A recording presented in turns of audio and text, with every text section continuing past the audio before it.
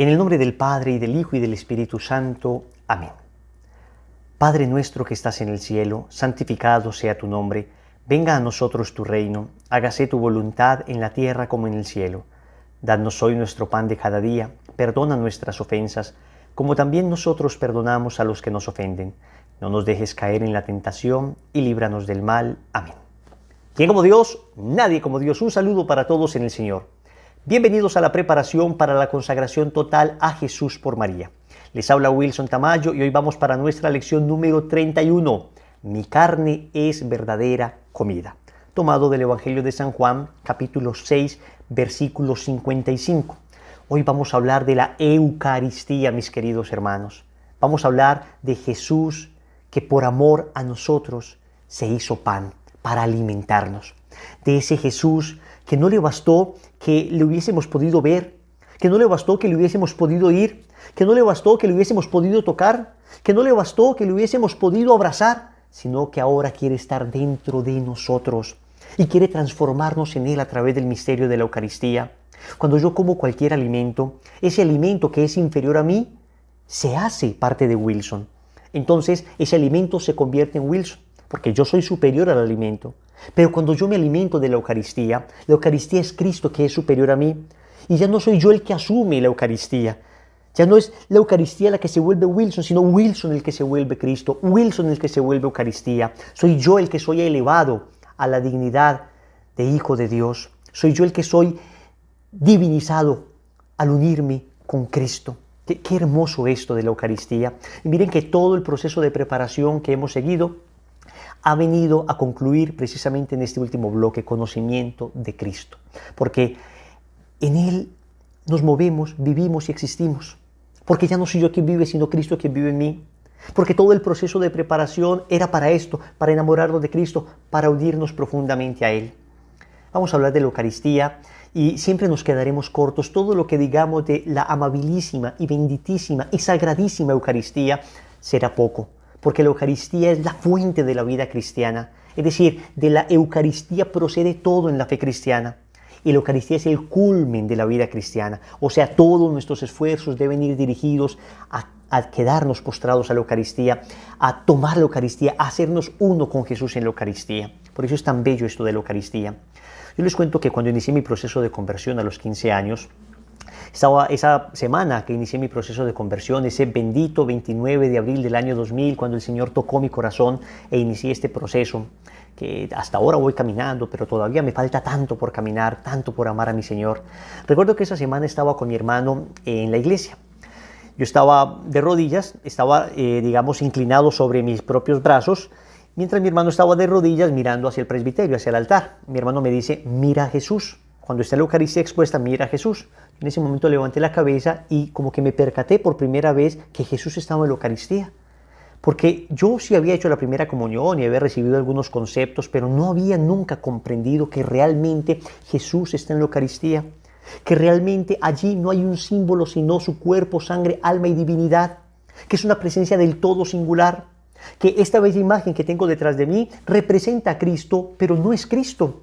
En cambio, la Eucaristía no es una representación de Cristo, es Cristo, verdaderamente Él. En ese momento yo por primera vez como que comprendí, como que pasaron esos conocimientos de la mente al corazón, como que se disipó toda duda y pude comprender que ahí estaba Jesús. Y desde allí he tratado de visitar a Jesús y Eucaristía lo más que puedo para adorarle, porque ahí está Jesús. Y lo ha confirmado el Señor con tantos milagros. Un milagro sobre otro milagro, porque ya el hecho de que a través del misterio de la transubstanciación, cuando el sacerdote impone las manos sobre el pan y el vino y pronuncia las palabras de la consagración, ocurre ese gran milagro donde cuerpo y sangre de Cristo vienen. Y ya no es pan y vino, sino que se transubstancia. Es decir, a partir de ese momento ocurre un milagro maravilloso. Parece pan, parece vino, pero ya es el cuerpo, sangre, alma y divinidad de nuestro Señor Jesucristo allí. Y entonces a través de los milagros eucarísticos, que yo digo que es un milagro sobre otro milagro, porque ya es el milagro de convertir el pan y el vino, y luego ese milagro se convierte en otro milagro cuando el Señor, a través de manifestaciones realmente impresionantes, confirmadas por la ciencia, yo les invito para que busquen todos los estudios del doctor Ricardo Castañón, un exateo que precisamente se dedicó después de su conversión a estudiar milagros eucarísticos y con datos tremendamente científicos muestra cómo en realidad ocurren unos verdaderos milagros tremendos con la Eucaristía. Pensemos por ejemplo en el milagro de Lanciano, ocurrido a inicios del siglo VIII. Yo tuve el regalo de Dios de estar de rodillas ante ese milagro eucarístico allá en el espolón de la Bota Itálica, en Lanciano, Italia. Y es increíble porque esa hostia consagrada se convirtió en un pedazo del miocardio del corazón de Jesús. Y todavía hoy se le estudia y todavía hoy parece sorprendente que después de tantos siglos ese corazón siga allí. Ese corazón no se haya podrido, entre comillas, porque es que la Eucaristía es el Dios de mi corazón, pero es el corazón de mi Dios también, como han dicho los santos. Hoy vamos a hablar de la Eucaristía, hoy vamos a hablar de la presencia real de Jesús.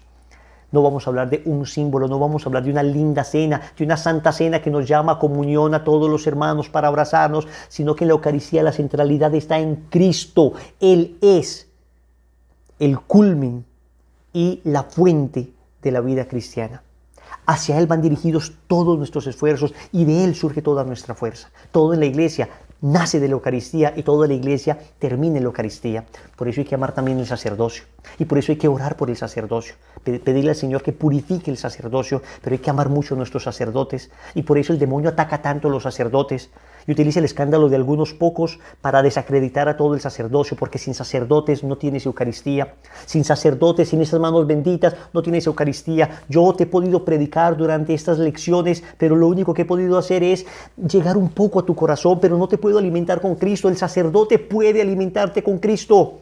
El sacerdote tiene las manos consagradas y puede hacer que Cristo baje a la tierra. Yo no lo puedo hacer, ni los ángeles lo pueden hacer. Un sacerdote tiene ese don maravilloso. Hay que orar por ellos, quererlos mucho, suplicarle al Señor por la santidad de los sacerdotes y por vocaciones sacerdotales, porque si se acaban los sacerdotes nos quedamos sin Eucaristía, mis hermanos. Nos quedamos sin Eucaristía. El Señor dice que su cuerpo y su sangre, el Señor nos asegura que se deben comer. Y esto lo dice en Juan capítulo 6, versículo 55. Porque mi carne es verdadera comida y mi sangre es verdadera bebida. El que come mi carne y bebe mi sangre permanece en mí y yo en él. El Señor no está diciendo acá, mi carne es simbólicamente una comida. El Señor no está diciendo, mis palabras son como un alimento. No, no, no. Mi carne es verdadera comida. O sea, cuando el Señor dice que algo es verdadero, está sustrayendo todo uso simbólico de esa palabra. A ver, yo tengo acá un libro.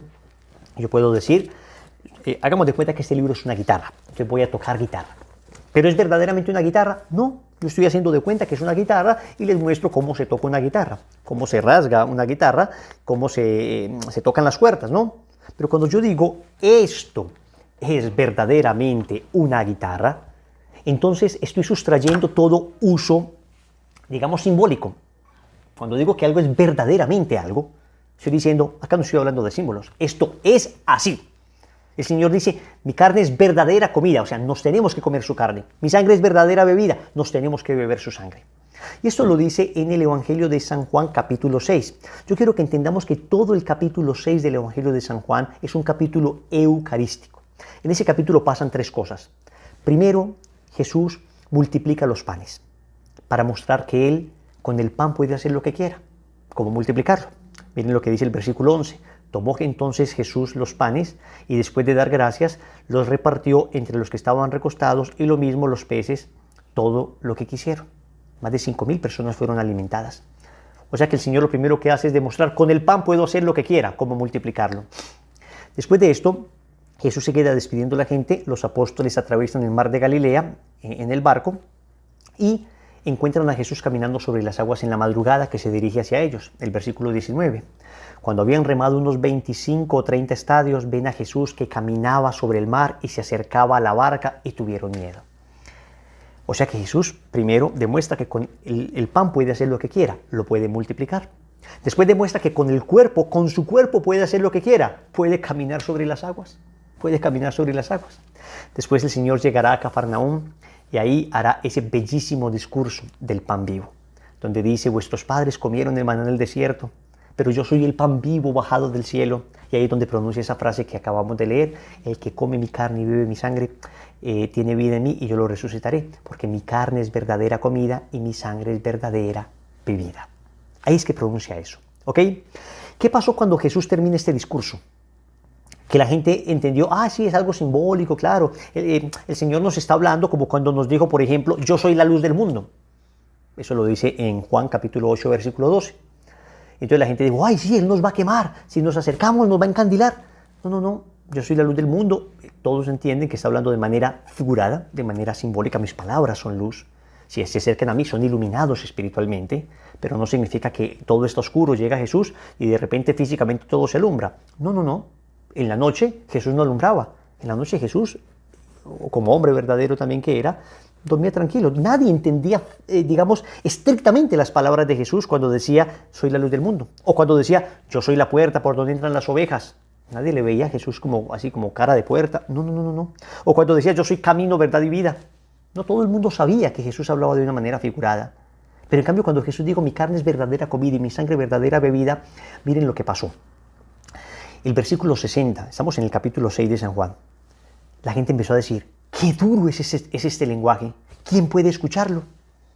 Qué duro es este lenguaje. ¿Quién puede escucharlo? Y dice el versículo 66, desde entonces muchos de sus discípulos se volvieron atrás y ya no andaban con él. Acababa de pasar, el hecho que más fama podría traer humanamente a Cristo. Les estaba dando pan. Saben ustedes que cuando alguien quiere afamarse, cuando los políticos quieren afamarse, entonces comienzan a regalar cosas. Entonces, humanamente hablando, Jesús había acabado de alimentar una multitud por un milagro fehaciente, por un milagro contundente. Era el momento donde todo el mundo iba a clamar a Cristo. Y sin embargo, Él les dice, mi carne es verdadera comida, me tienen que comer. En la cúspide, de su gloria humana, en la cúspide de su ministerio humano, donde todo el mundo ya estaba maravillado porque es capaz de alimentar multitudes, ahí el Señor lanza esta perla, me tienen que comer, mi carne es verdadera comida, mi sangre es verdadera bebida. Y el Señor, después de que muchos discípulos se van, mira a los apóstoles y les dice, ¿también ustedes se quieren marchar? Juan capítulo 6, versículo 67. Y Pedro le dice, ¿a quién iremos, Señor, si solo tú tienes palabras de vida eterna? Óyeme bien. Para entender la Eucaristía se necesita afinar el oído para comprender palabras de vida eterna. Si nosotros estamos solamente pegados de la palabra humana, si nosotros estamos solamente pegados de lo meramente humano, no comprendemos la Eucaristía. No vamos a entender por qué una persona se postra 2 y 3 horas ante una capilla, en una capilla de adoración del Santísimo, ante la presencia real de Jesús en la Eucaristía. Nos parecerá que está perdiendo el tiempo, que debería hacer obra de caridad, que debería en ese momento dedicarse a predicar. ¿Cómo va a perder 2 horas ahí frente a un pedazo de pan? Eso diría una persona que no sabe escuchar palabras de vida eterna, que solamente escucha palabras humanas, palabras carnales. Pero quien escucha palabras de vida eterna, entonces ve en la Eucaristía el cuerpo, sangre, alma y divinidad de Cristo, como efectivamente está. No estoy diciendo que dependa de nuestra percepción que esté o no esté. Él está ahí. Y el que no está habituado a ver a Jesús en lo que parece un pan, no se acostumbrará a ver almas en lo que parecen solamente cuerpos. Es decir, no aprenderán a evangelizar. La evangelización se logra de rodillas ante Jesús y Eucaristía. Así lo han logrado todos los santos. ¿Y en qué momento el Señor instituyó entonces ese sacramento bellísimo en la última cena? ¿En qué momento el Señor se quedó con nosotros para siempre en las especies del pan y el vino? En la última cena. Tomado del Evangelio de San Mateo, capítulo 26, versículos 26 y 27. Mientras estaban comiendo, tomó Jesús el pan, lo bendijo, lo partió y dándoselo a sus discípulos dijo, tomad, comed, este es mi cuerpo. Tomó luego una copa y dadas las gracias, se las dio diciendo, bebed de ella todos, porque esta es mi sangre de la alianza, que es derramada por muchos para el perdón de los pecados. Mis hermanos, Él no dijo, esto significa mi cuerpo, esto es como mi cuerpo. Dijo, esto es mi cuerpo, el que deben comer. Y eso es lo que celebramos nosotros en cada misa, es lo que sucede en cada Eucaristía. Cuando uno comprende esto, entonces uno sabe que va a ir a la Eucaristía por Jesús. Poco importa entonces que el sacerdote sea muy entretenido o muy poco entretenido para predicar. Poco importa que el sacerdote sea un experto orador o un sacerdote que en su ancianidad ya ni se le entiende muy bien lo que pronuncia. no hemos entendido que a quien vamos allí a ver es a Cristo, a quien vamos a comulgar es a Cristo, y aún ese sacerdote sencillito que de pronto no tiene una tremenda elocuencia para conquistar multitudes, tiene el don de confeccionar la Eucaristía con sus benditas y sagradas manos. Un don que yo no tengo, un don que ni los mejores predicadores laicos del mundo tienen. Y ese sacerdote sencillo tiene ese don. Tiene el don de traer a Cristo. Entonces, vamos a la Eucaristía a entretenernos. No, vamos a la Eucaristía a comulgar a Cristo. A comulgar a Cristo. Ahora bien, la Eucaristía los cristianos la celebramos desde el inicio del cristianismo, el día domingo. Y quiero que entiendan muy claramente que para nosotros el domingo no es un día cualquiera. Para nosotros el domingo es el día del Señor. De hecho, si ustedes notan, los nombres de la semana nuestros conservaron los nombres paganos. El lunes en honor a la luna, el martes en honor a Marte, el miércoles en honor a Mercurio, jueves en honor a Júpiter, viernes en honor a Venus, sábado en honor a Saturno. Y los antiguos romanos, el domingo, que es el primer día de la semana, lo llamaban simplemente el día del sol, pero los cristianos le cambiaron ese nombre y empezaron a llamarlo Dies Dominicus, día del Señor. Dominicus en latín es Señor. Domingo es día del Señor. Óyeme, el domingo es el día del Señor y es el primer día de la semana. El primer día laboral es el lunes para nosotros, pero el primer día de la semana es el domingo. Es el domingo. Se dan cuenta ustedes que en el libro del Génesis el Señor descansó el séptimo día. El séptimo día, el Shabbat, el día de descanso. Pero el primer día, el domingo. ¿Y por qué celebramos nosotros el domingo y no el sábado como los judíos en el Antiguo Testamento? Porque los judíos celebraban dos cosas en el sábado. Celebraban la conclusión de la nueva creación, el día de descanso, y celebraban la liberación del pueblo de Israel de la esclavitud de Egipto. Entonces, el domingo para los cristianos celebra entonces ya no la creación primera, sino la nueva creación, porque el Señor resucitó un domingo. Y ya no simplemente la liberación de la esclavitud de Egipto, sino que en la resurrección de Cristo, el primer día de la semana, el Dies Dominicus, el día del Señor, entonces nosotros celebramos la liberación de nuestro pecado, gracias a la resurrección de Cristo. ¿Quién como Dios? Nadie como Dios. El domingo entonces para nosotros es del todo especial. Y miren, los primeros cristianos celebraban el primer día de la semana. Hechos 27. El primer día de la semana, es decir, el domingo, estando nosotros reunidos para la fracción del pan, para la Eucaristía, la fracción del pan, se parte el pan en la Eucaristía. Pablo, que debía marchar al día siguiente, conversaba con ellos y alargó la charla hasta la medianoche. Hasta la medianoche. Entonces, para nosotros, los cristianos, el domingo es tan vital que tenemos un bellísimo testimonio que consignamos aquí en este libro que les hemos recomendado tantas veces, Me encontré con Jesús ahora que sigue. Es un libro especial para aquellas personas que tienen un encuentro con el Señor y se hacen tantas preguntas muchas veces. Bueno, ¿cómo hago para ayudar a la conversión de mis familiares? ¿Cómo hago para sostenerme en mi vida espiritual? Acá están todas esas respuestas. En el último capítulo, que se llama ¿Qué hacer para conservar el fuego?, hablamos precisamente de la necesidad de la Eucaristía. Y quiero leerles un pedazo del libro acerca de unos mártires del siglo IV. Se llaman los mártires de Abitinia o los famosos mártires del domingo, para que se den cuenta cómo para los primeros cristianos el domingo no era un día cualquiera, sino era esencial, al punto que entendían que no se puede ser cristiano sin la misa dominical. A inicios del siglo IV, estoy en la página 205, a inicios del siglo IV, un grupo de católicos murieron por asistir a la Eucaristía dominical. Son llamados los mártires del domingo. Eran de Abitinia y el emperador Diocleciano había prohibido la celebración de la Pascua cristiana, la Santa Misa, porque sabía que si los cristianos dejaban la misa, no subsistirían. Sin embargo, estos valientes hombres fueron descubiertos celebrando la misa en una casa. Cuando les llevaron ante el juez y les preguntaron por qué estaban reunidos en la asamblea, si estaba prohibido, su respuesta fue impactante. Sin el domingo no podemos vivir. Sin el domingo no podemos vivir. No dijeron que no podían vivir sin el alimento, o sin el agua, o sin el aire. No. Dijeron que no podían vivir sin la Eucaristía dominical. A otro le preguntaron si había estado en la asamblea, en la misa. Él respondió, soy cristiano. No te pregunto si eres cristiano, si no, si has participado en la asamblea o si tienes algún libro de las Escrituras. Dijo el magistrado. Oh, necia y ridícula pregunta del juez, como si un cristiano pudiera estar sin la Pascua Dominical, sin la Eucaristía, o la Pascua Dominical se pudiera celebrar sin que hubiera un cristiano. ¿No lo sabe Satanás, que es la Pascua Dominical la que hace al cristiano y que es el cristiano el que hace la Pascua Dominical, de modo que el uno no puede subsistir sin la otra y viceversa? Todos fueron asesinados y murieron alegremente por la Eucaristía. ¿Cuánto amor tenían estos mártires?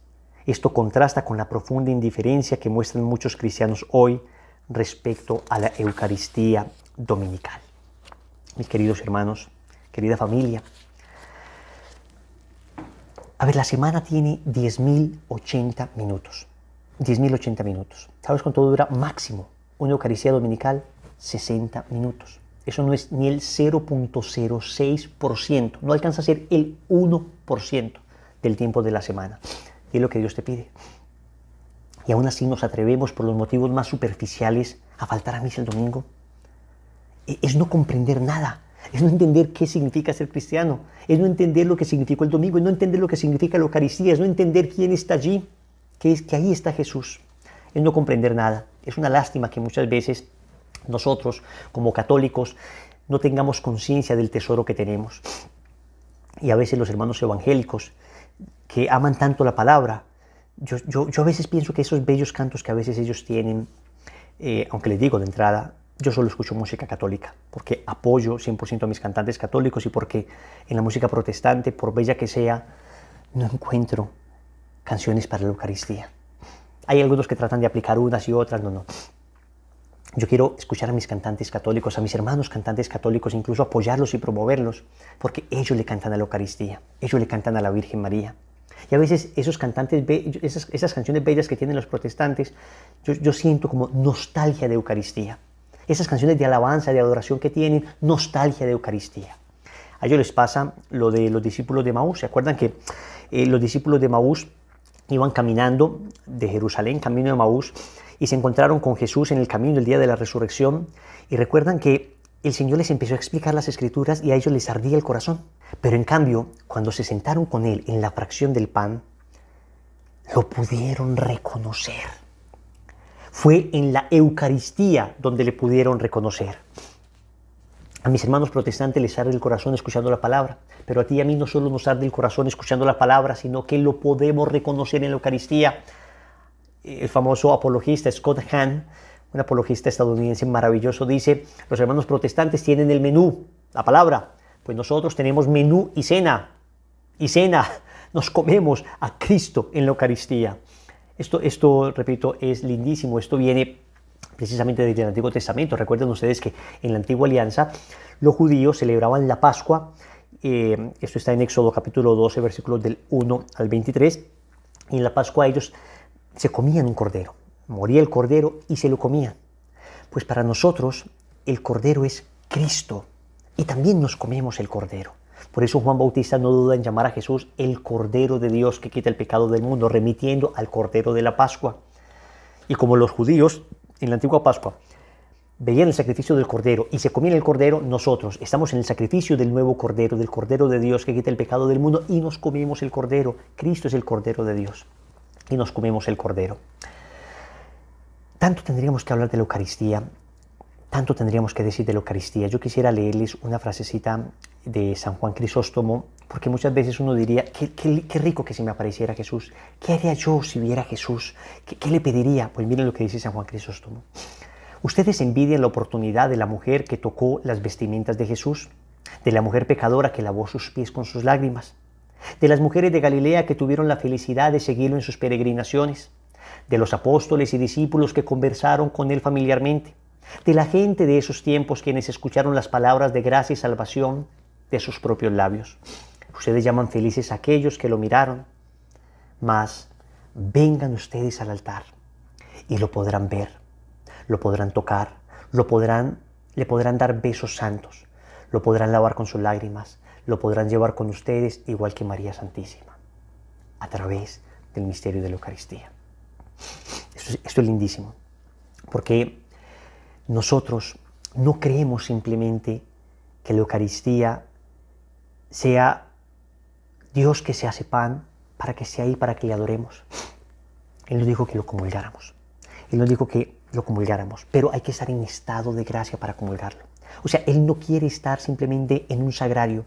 Él quiere estar en el sagrario de tu corazón. Él no quiere estar en las 4 paredes frías de un sagrario. Él anhela estar en tu alma. Tú eres el sagrario en el que Jesús quiere estar. Tu corazón es el sagrario en el que Dios quiere habitar. En ti quiere estar a través de la comunión. Pero para eso necesitamos, antes de unirnos con su cuerpo en la Eucaristía, debemos unirnos con su alma en la gracia. Debemos tener un alma en gracia de Dios. Porque cuando se comulga en pecado, sucede lo que dice el apóstol San Pablo. Lo dice con claridad en la primera carta a los Corintios, capítulo 11, versículo 29. El que come y bebe indignamente el cuerpo y la sangre del Señor, come y bebe su propia condenación. Entonces, lo primero que necesitamos nosotros es estar en gracia de Dios para que la Eucaristía sea vida para nosotros y no condenación. Quien come y bebe el cuerpo y la sangre del Señor indignamente, come y bebe su propia condenación. Que no sea condenación para nosotros, que sea vida eterna, que sea vida eterna. Entonces lo primero es estar en gracia de Dios. Lo segundo es guardar el ayuno eucarístico de 1 hora antes de comulgar. Si yo sé que voy a comulgar a las 6:30 de la tarde, entonces hasta las 5:30 de la tarde puedo comer. 1 hora antes de comulgar no como nada, como para preparar mi corazón, incluso mi cuerpo, a recibir a Jesús Eucaristía. Es necesario guardar el ayuno eucarístico. Antes era un ayuno prolongadísimo, la Iglesia lo ha reducido a la mínima expresión, 1 horita antes de comulgar. Y después de que comulguemos, hay que hacer actos de adoración. Después de que comulguemos, quedarnos adorando a Jesús, conversando con Él. Santa Teresa de Ávila dice que es el mejor momento para hablar de empresas con el Señor. O sea, para hablar de tus cosas, para adorarle, para glorificarle, y no solo para pedirle. No solo para pedirle. Sucedió un hecho bastante curioso que se narra en la vida de San Felipe Neri, que él veía que una persona comulgaba y después de la comunión salía inmediatamente de la iglesia. Entonces San Felipe Neri le pidió a 2 monaguillos que tomaran 2 cirios, y cuando ese señor salió, los monaguillos se fueron detrás de él y lo siguieron. Entonces cuando el Señor se percató que venían 2 monaguillos con 2 cirios, con 2 velas detrás de él, les preguntó qué pasó. Entonces se devolvió hasta donde San Felipe Neri y le preguntó, ¿por qué estos monaguillos me están siguiendo con unas velas? Y le respondió San Felipe Neri, tenemos que rendirle el debido respeto a nuestro Señor, a quien llevas contigo. Como te has negado a adorarlo, he enviado a 2 acólitos para que lo hicieran en tu lugar. Para que lo hicieran en tu lugar. Eso es un enamorado de la Eucaristía. Es un enamorado de la Eucaristía. Todos los problemas, todas las dificultades, todas tus angustias, todos tus miedos, déjalos a los pies de Jesús Eucaristía. San Cirilo de Alejandría decía, si el veneno de la vanidad se está hinchando en ustedes, vuelvan a la Eucaristía y ese pan que es su Dios, humillándose y disfrazándose a sí mismo, les enseñará la humildad. Si la fiebre de la avaricia egoísta los arrastra, aliméntense con ese pan y aprenderán la generosidad. Si el viento frío de la codicia los marchita, apúrense al pan de los ángeles y la caridad vendrá a florecer en su corazón. Si sienten la comezón de la intemperancia, nútrasen con la carne y la sangre de Cristo, quien practicó un autocontrol heroico durante toda su vida en la tierra, y ustedes se volverán temperantes, o sea, se volverán regios, firmes. Si ustedes son perezosos y tardos para las cosas espirituales, fortalézcanse con el alimento celestial y serán fervorosos.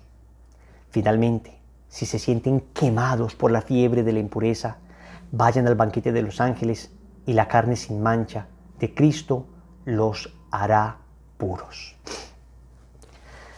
No hemos podido vencer nuestros vicios y nuestros pecados porque no nos hemos postrado ante Jesús Eucaristía más tiempo. No hemos podido salir de esa dificultad porque nos ha faltado tiempo de adoración eucarística. Wilson, es que yo no sé qué decirle a Jesús en la Eucaristía. Yo voy allá y me distraigo. No importa, ve donde Jesús y deja que sus rayos amorosos transformen tu alma aún sin que te des cuenta. Como una planta se presenta ante los rayos del sol y basta que se presente ante Él, basta que se deje tocar por esos rayos para que el proceso de fotosíntesis suceda en ella. Asimismo, basta que te dejes tocar por los rayos eucarísticos de Jesús para que tu alma sea transformada, para que tu alma sea liberada, para que tu alma sea sanada. Tantas personas vienen a buscar consejo de personas, de sabios, de predicadores. Y está bien porque Dios ha querido que nos ayudemos unos a otros, pero ya fuimos primero ante el único que nos puede sanar. Todo lo demás es excusa. Y casi que lo que deberíamos hacer todos nosotros es remitir a la gente a la Eucaristía, porque allí, en Jesús y Eucaristía, está la verdadera vida. Allí, en Jesús y Eucaristía, está todo lo que tu alma necesita. Ahí, en Jesús y Eucaristía, está tu felicidad. Si pudieras comulgarle diariamente, si pudieras comulgarle diariamente, ¿por qué limitarnos solo a la misa dominical? ¿Por qué no empezar a ir a misa todos los días? Le preguntaba un joven a su papá, un poco campechano el papá, pero muy sabio, le decía: papá, ¿por qué vas a misa todos los días? Y el papá le decía: hijo, si yo te dijera que visitando a una persona todos los días él te regalaría $1 millón, ¿cuántas veces irías? Y el joven dijo: papá, todos los días. Y dijo: pues en la Eucaristía yo no recibo $1 millón, recibo al dueño de la creación, al dueño del universo, al Rey de Reyes, Señor de Señores. ¿Por qué entonces no ir todos los días? Sé que en ocasiones es difícil, sé que en ocasiones nuestro trabajo no nos lo permite, pero por Dios, en la medida en que pudiéramos, si comulgáramos todos los días en estado de gracia, si le adoráramos 5 o 10 minutos diarios en la Eucaristía, si visitáramos a Jesús en la hostia y allí le adoráramos y pusiéramos todo lo que tenemos, ¿cuánto se transformaría nuestra alma? ¿Cuántas situaciones difíciles que tenemos cambiarían? Y cuando tienes dificultades económicas, ¿ya vas primero al banco o vas primero donde Jesús y Eucaristía? Y cuando tienes dificultades de amor en tu corazón, ¿llamas primero a algún amigo o vas primero donde Jesús y Eucaristía? Y cuando estás deprimido y solo, ¿pones en tu estado de Facebook que estás deprimido y solo o vas donde Jesús y Eucaristía? ¿Por qué ir donde aquellos que no nos pueden sanar en primer lugar? ¿Y por qué no ir en primer lugar al único que nos puede sanar y liberar? Los otros, claro, vendrán después como medio. Jesús mismo en la Eucaristía te indicará hacia dónde dirigirte, pero ve primero a Jesús Eucaristía, ve primero a Cristo en la Eucaristía. Quisiera que termináramos con una bellísima oración. Qué bien se está contigo, Señor, junto al sagrario. Esta oración es una oración que expresa muy bien que solo en Él encontramos esa felicidad que estamos buscando. Te estoy dando el secreto para ser feliz. Visita diario a Jesús en la Eucaristía. Créeme, ese alimento de vida eterna te dará vida. La oración dice: qué bien se está contigo, Señor, junto al sagrario. Qué bien se está contigo. ¿Por qué no vendré más? Hace ya muchos años que vengo a diario y aquí te encuentro siempre, amor solitario, solo, pobre, escondido, pensando en mí quizás. Tú no me dices nada, ni yo te digo nada. Si tú lo sabes todo, ¿qué voy a decirte? Sabes todas mis penas, todas mis alegrías. Sabes que vengo a verte con las manos vacías y que no tengo nada que te pueda servir.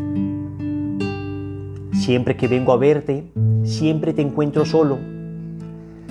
¿Será, Señor, que nadie sabe que estás aquí?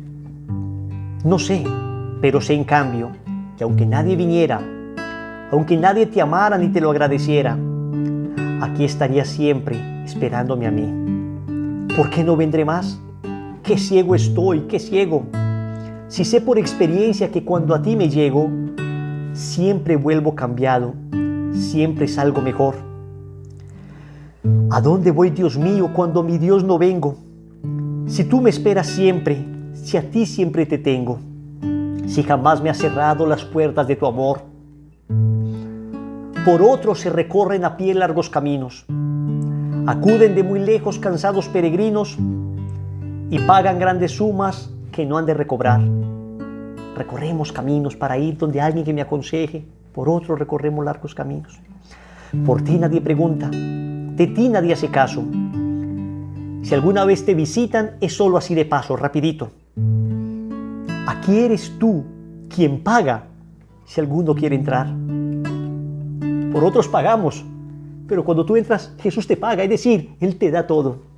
¿Por qué no vendré más si sé que aquí a tu lado puedo encontrar, Dios mío, lo que tanto he buscado? Mi luz, mi fortaleza, mi paz, mi único bien. Si jamás he sufrido, si jamás he llorado, Señor, sin que llores conmigo tú también. ¿Por qué no vendré más, Jesucristo bendito? Si tú lo estás deseando, si yo lo necesito, si sé que no soy nada,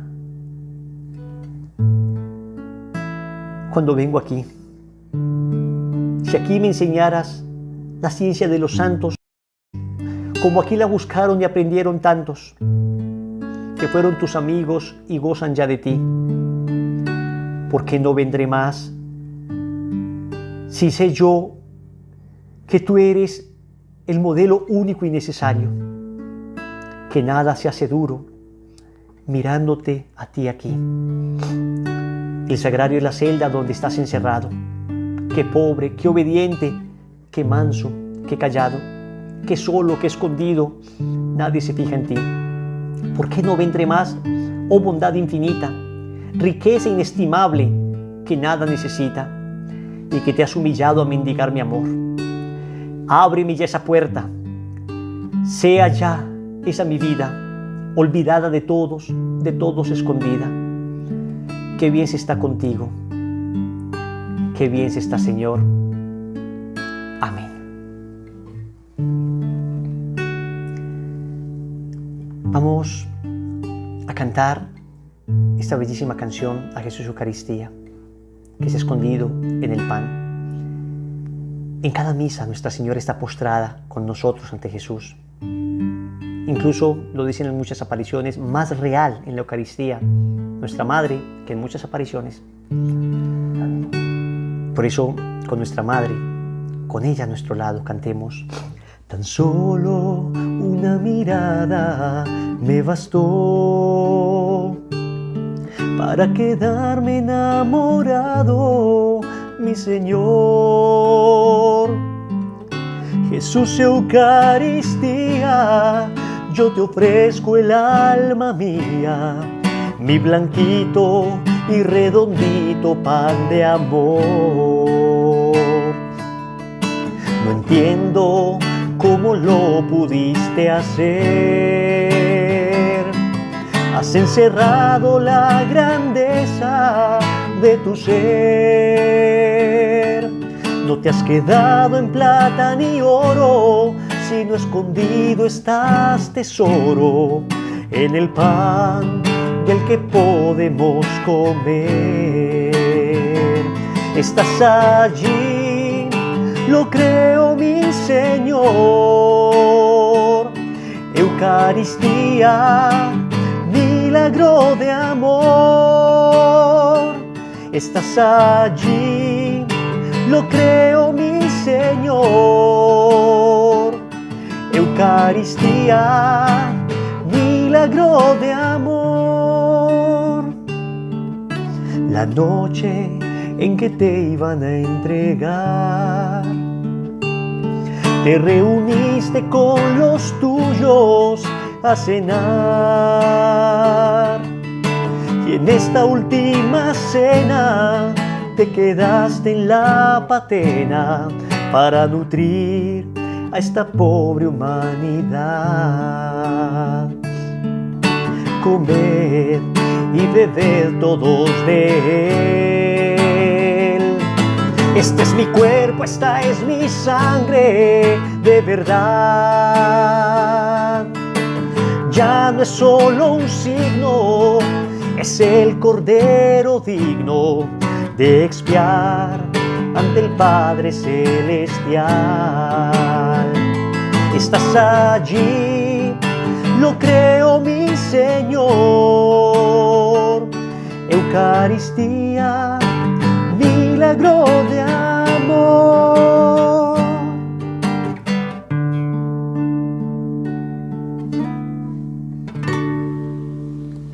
Y la práctica no puede ser otra que visitar a Jesús Eucaristía. Vamos a visitar al Señor, vamos a tratar de hacerlo durante media hora. Ojalá todas las semanas, pero por lo menos esta semana. Si por alguna razón no te puedes desplazar de tu hogar, entonces por lo menos hasta que te puedas desplazar, hasta que puedas ir a una capilla de adoración al Santísimo. Vas a buscar en internet capillas de adoración perpetua en vivo. Hay varias. En la página de Lazos de Amor Mariano tenemos una capilla de adoración perpetua en vivo y vas a separar un espacio y vas a adorar a Jesús, claro, espiritualmente, porque no estás en ese lugar, pero le vas a pedir al Señor sobre todo que te dé mucho amor a su presencia eucarística y que nos conceda sobre todo la gracia de la Eucaristía todos los días. Si recibes esa gracia, recibes un enorme secreto de la felicidad. Que la gracia de Dios sea contigo. Bendiciones.